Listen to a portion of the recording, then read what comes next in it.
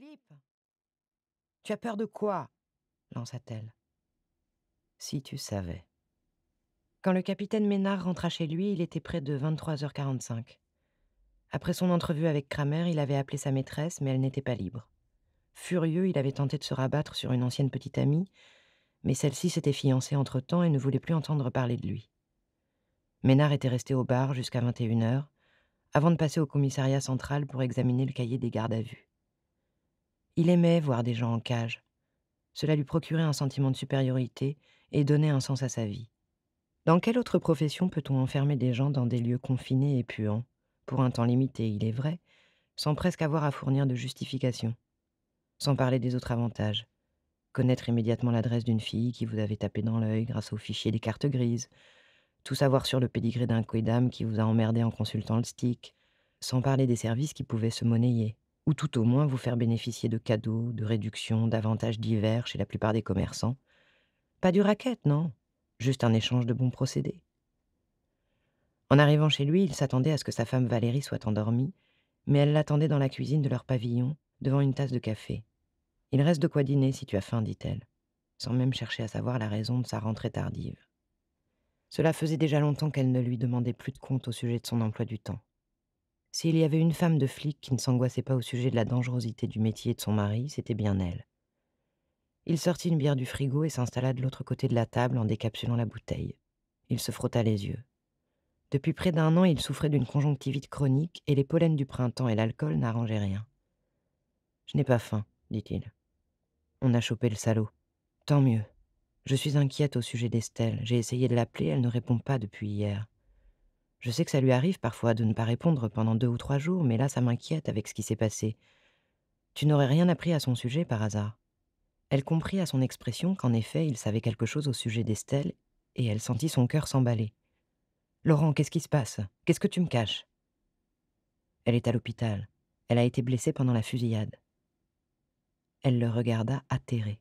« Depuis quand tu sais ça? » « Je voulais te le dire hier, mais je n'ai pas eu une seconde à moi. » Valérie se leva, le regard étincelant. « Quoi? Tu sais depuis hier qu'elle a été blessée et tu n'as pas été foutu de me le dire? Qu'est-ce qu'elle a? » « J'en sais rien. Tu ne t'es même pas renseigné. » « C'est bon, Val. » « Mais non, c'est pas bon.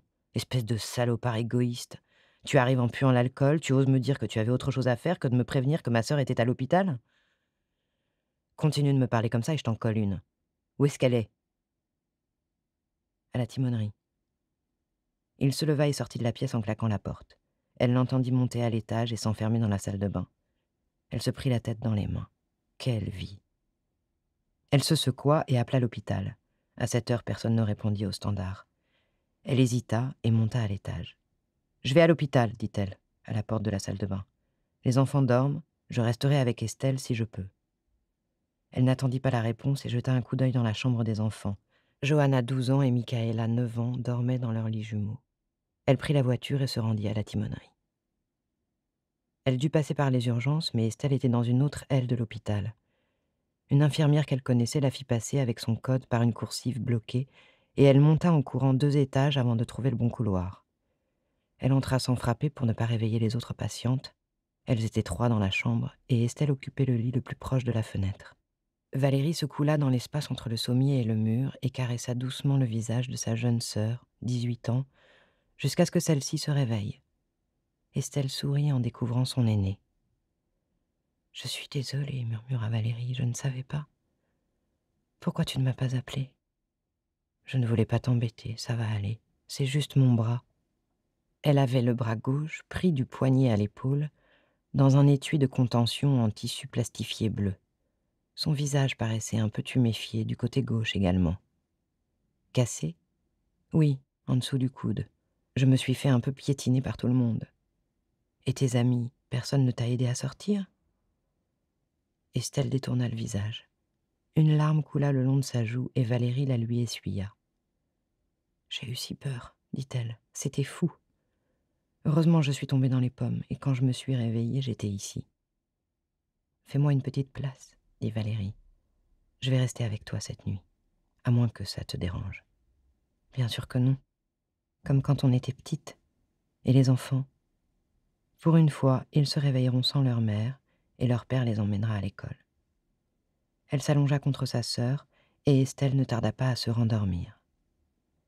Valérie resta les yeux ouverts. Il était temps qu'elle prenne des décisions. Son mariage était mort depuis longtemps, mais ce que venait de faire Laurent dépassait les bornes de l'inconscience et de l'inhumanité. C'était encore pire que quand il l'avait giflée devant les petites l'année dernière. Cette fois-là, elle lui avait pardonné. Mais pas aujourd'hui. Elle ne pouvait plus supporter l'idée de vivre en compagnie d'un échantillon aussi peu reluisant de la race humaine. À cet instant, elle aurait aimé qu'il soit mort. Pauline n'arrivait pas à lire. Elle imaginait sans cesse l'inconnu approcher de la maison, ouvrir la serrure avec ses instruments de cambrioleur, et constater que la porte ne bougeait pas d'un iota malgré tous ses efforts. Colère, frustration, et s'il me le fait payer autrement, songea-t-elle, alarmée. En m'attaquant dans la rue ou en vandalisant ma librairie. Cette idée lui fit battre le cœur un peu plus vite et elle commença à regretter sa décision. La nuit, on ne pense pas de la même façon que le jour. Elle aurait peut-être dû réfléchir un peu plus avant de dépenser joyeusement 275 €. Et elle aurait sans doute mieux fait de porter plainte. Peut-être les flics auraient-ils même tendu une souricière à l'inconnu chez elle. Cela lui serait revenu moins cher et aurait été plus efficace. Ou pas. Finalement, c'est aussi bien comme ça. Son visiteur n'avait qu'à aller squatter quelqu'un d'autre. Elle ne saurait jamais à quoi il ressemblait, et n'en avait d'ailleurs nulle envie. Tout ce qu'elle connaissait de lui était ce murmure. Brun, blond, grand, petit, jeune, vieux. À quoi bon se poser de telles questions? Elle s'en voulut d'avoir des pensées aussi futiles, et se traita de vieille fille frustrée. Quelle était la dernière fois où elle avait couché? Ce type, rencontré à l'île Maurice, était en juin, plus de 8 mois auparavant. 8 mois. Il habitait la région parisienne. Il lui avait donné son numéro de téléphone qu'elle avait perdu. De toute façon, il ne lui plaisait pas tant que ça. Mais il avait comblé un vide, sans mauvais jeu de mots. Et depuis, rien. Pas un rendez-vous, pas un baiser, pas une caresse. Elle ne se faisait pas d'illusions sur son physique. Elle avait presque 50 ans. Elle avait refusé de se teindre les cheveux, de porter des lentilles de contact.